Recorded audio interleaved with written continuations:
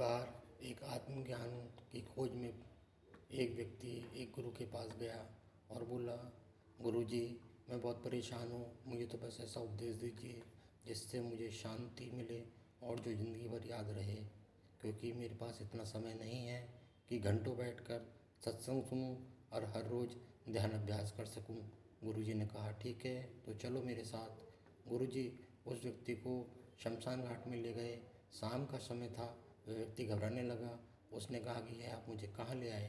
गुरुजी ने कहा, तुमने ही कहा था कि तुम्हें कोई ऐसा उपदेश दूं कि तुम्हें सत्संग सुनने बार बार आने की ज़रूरत महसूस ना हो और हर रोज़ ध्यान अभ्यास भी ना करना पड़े।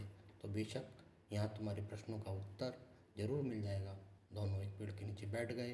तभी उन्होंने देखा कि कुछ लोग एक अरबपति व्यक्ति का शव लेकर वहाँ आए और वहीं कुछ लोग एक भिखारी का शव लेकर शमशान में पहुँचे। दोनों को चिता पर जला दिया गया। गुरुजी ने दोनों की चिताओं की राख उस व्यक्ति को दिखाई और पूछा कि इन दोनों की राख में क्या अंतर है, क्या फ़र्क है? गुरुजी ने बताया कि अमीर हो या गरीब, सभी के शरीर को एक दिन इस मिट्टी में मिल जाना है।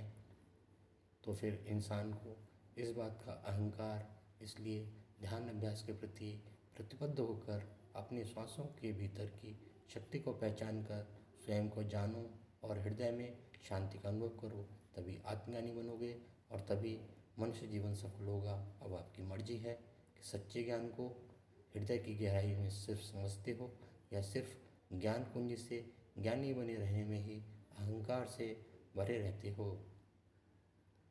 लेकिन सदैव याद रखना सदैव याद रखना कि स्वयं को जानने के लिए टाल मटोल या देरी कभी नहीं करनी चाहिए। संसार की क्षणभंगुरता को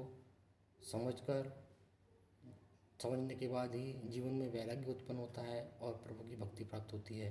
तभी स्वयं के बोध की तीव्रतम जिज्ञासा उत्पन्न होती है और आत्मज्ञान की अनुभूति होती है। इसलिए ध्यान अभ्यास बहुत ज़रूरी है, सभी व्यक्ति करें। इस कहानी से भी हमें यही शिक्षा मिलती है।